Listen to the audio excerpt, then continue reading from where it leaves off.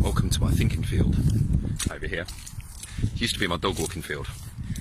It's not that anymore. Anyway, to the story. Just come off a call with a client a little while ago. It's 15-20 minutes ago. And she had back pain. And we think we know the reason why. It's because she did something her body wasn't used to doing. It was move loads of gravel. Okay, she wasn't used to doing that. Okay. Then her back went into kind of, and maybe not spasm is a bit of a strong word, but her back's been hurting for a few weeks.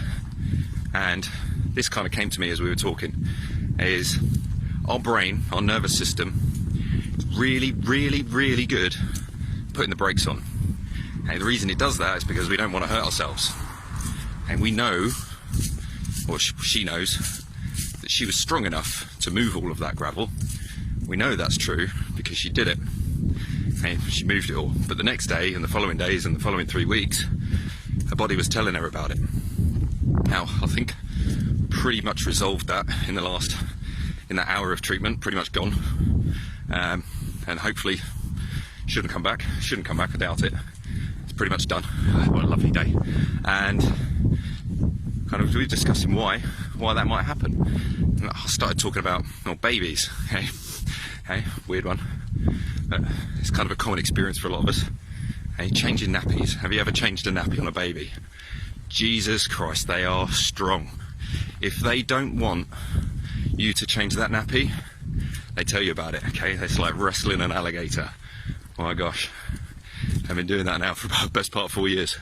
Wrestling alligators, changing nappies when they don't want to be changed. And that's because babies haven't learned to put the brakes on yet. Okay, little children haven't learned to put the brakes on. They are crazy strong, stupidly strong. Now, through time and through experience and through practice, I'm just looking for something to pick up. We know how much strength, there we go, to use to pick something up. Here's a rock. Okay, my body didn't go and then pick up a rock and it only weigh, I don't know, 200, 300 grams. So I didn't put all of my strength into lifting up that little stone.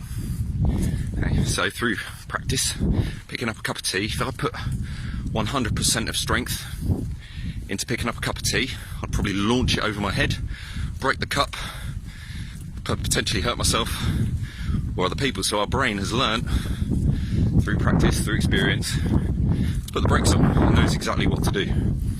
Babies haven't learned that. So sometimes the brain will go ahead, put the brakes on for you. Okay, so it's in this particular case, don't do that anymore, okay?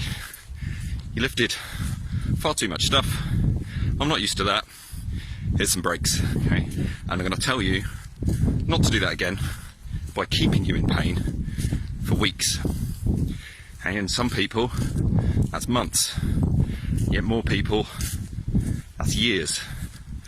Okay, our brain puts the brakes on. It's good. It does it to protect us. It does us a favour. It tries to stop us from hurting ourselves. Because if we really go out and hurt ourselves, like slip a disc, break a bone, that affects our ability to hunt, essentially.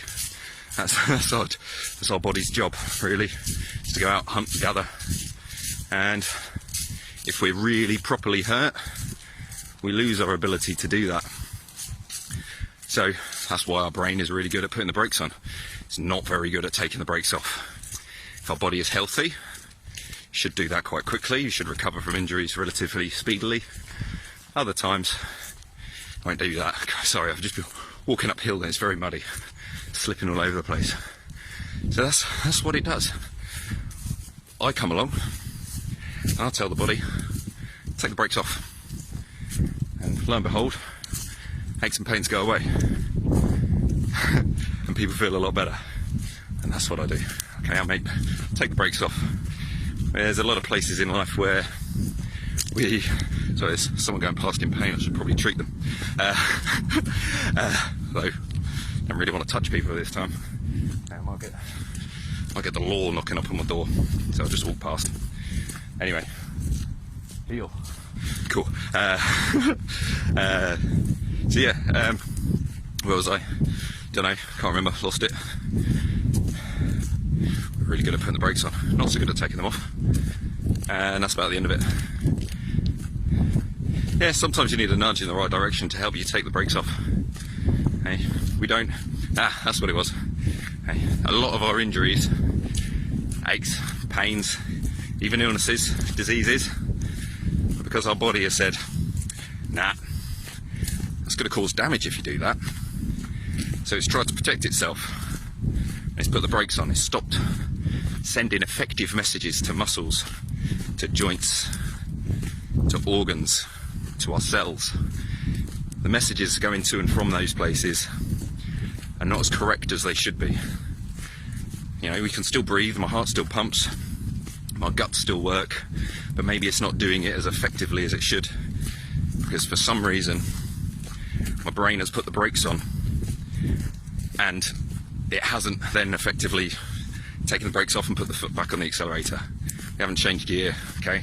We're idling in 5th gear, trying to do 20 mile an hour, going over speed bumps in traffic, okay? So it's stuck in gear, brakes are on, just doesn't fucking work properly. And that's basically it. The answer to all of our problems. Take the brakes off. Take the brakes off. Mentally. Rehearse taking the brakes off. Trust me, that'll work.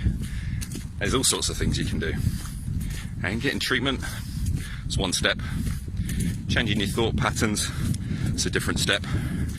And just knowing this stuff, yet another step. Oh, we're on the way down a muddy bit now. Okay, I'm going to shut up before I fall over and drop my phone and break everything. Okay, sticking the brakes on. Okay, right, cheerio guys, bye bye.